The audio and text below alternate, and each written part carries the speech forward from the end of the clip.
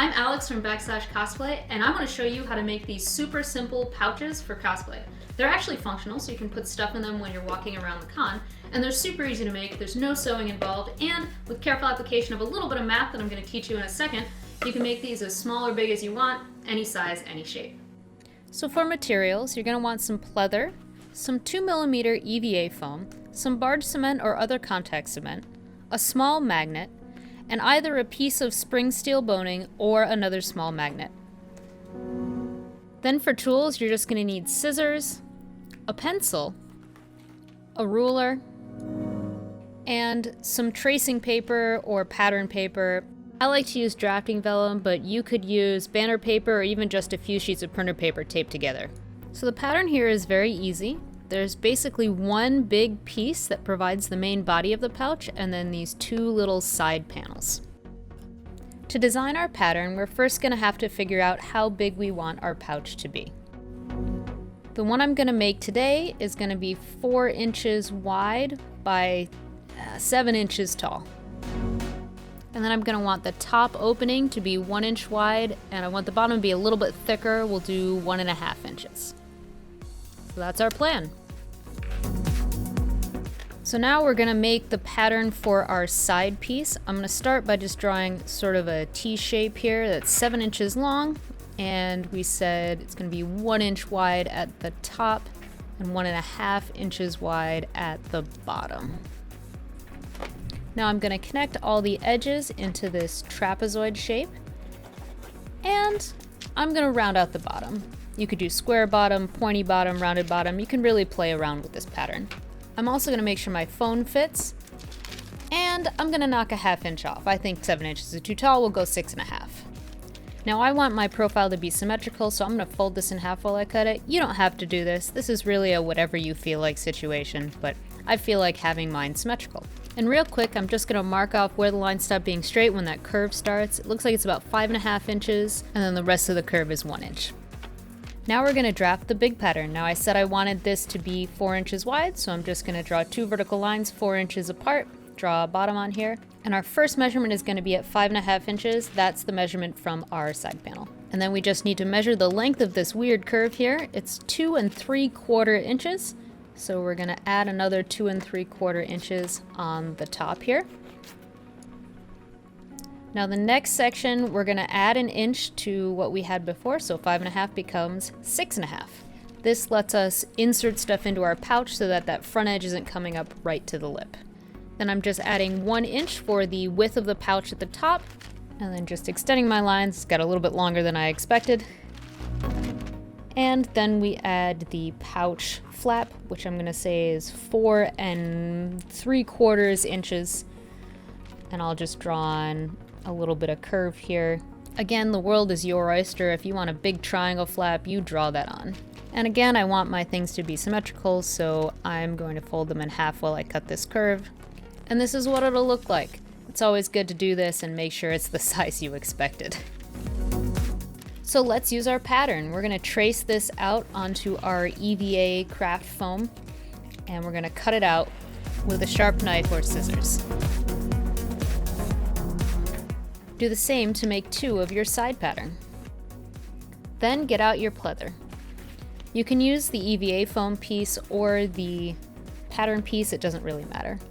You're just going to trace around all of the edges first, and then add about 1/4 to 1/2 inch around the outside that we're going to fold over later. Now just cut it out. Don't forget to do the same with your little side pieces.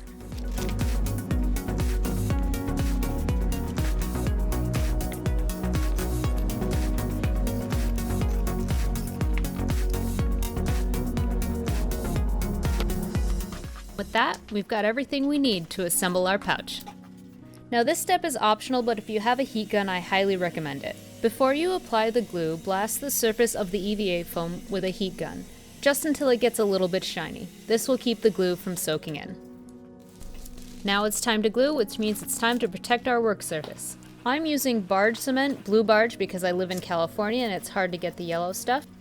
I'm kind of globbing it on and then smoothing it out with a piece of scrap EVA foam that I have. That keeps the final result from becoming lumpy and also helps it all to kind of dry at the same time. Contact cement you have to apply to both sides, let it dry, and then you can press it together. For my pleather, it's most important that it sticks around the edges, so you see I'm applying a nice little bead around the edges, and then I just kind of scribble some in the middle to make sure that sticks as well. We're going to do the same for our little side pieces, smooth out the barge cement on each EVA piece, and then apply that around the borders of the leather and then a little smear in the middle. And now we watch it dry. While that all dries, I'm going to mark out where I want my magnet clasp to be. I probably should have done this before, but honestly, I forgot. And I'm just going to transfer those markings to the EVA so I know where to glue my metal and my magnet later. I really like to add a second layer just in case I missed a spot and also just to increase the strength of the bond. Now I'm going to place my magnet and my boning where I marked before. And now that they're dry, we can put the two pieces together. Press firmly to make sure they stick. Forget your side pieces. Now we need to add cement around the edge that we're going to fold over and a little bit on the EVA so it's got something to stick to.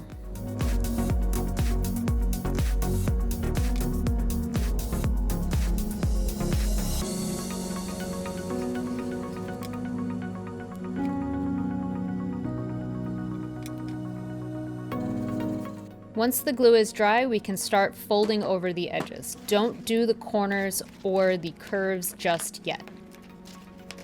If you have a hard corner, you can clip them at a 45-degree angle and this will reduce bulk in your corner. If you have curves, you're going to need to clip slits or triangles out of the leather to help it lay flat once you fold it over.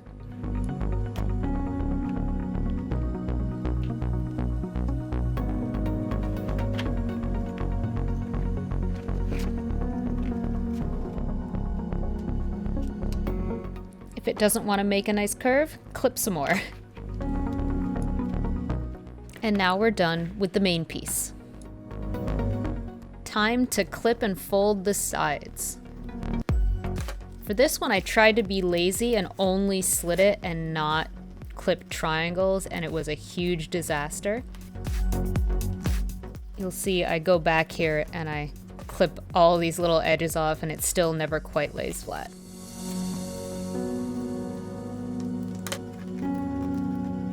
This one, lesson learned, I clipped triangles. Just fold it over, press it into that glue, and your side pieces are done. Let's assemble the final pouch.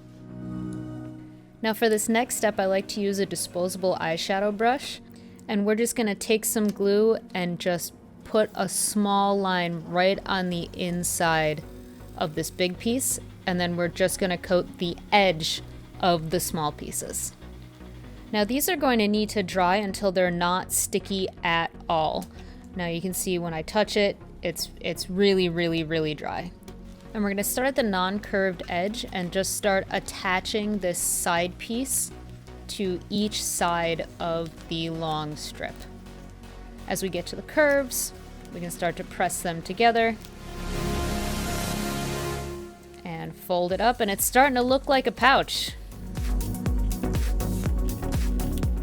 Now, one last thing, this flap might not want to stay closed. So we might need to take a heat gun or a hair dryer and just warm this up and make it a little bit softer. Once it's soft, just flip it closed, let the magnet catch, and let it cool down in the closed position. And that's our pouch. You can add belt loops or decorations to this, whatever you want.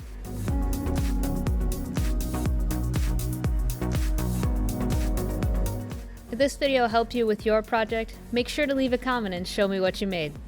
We'll see you for the next project.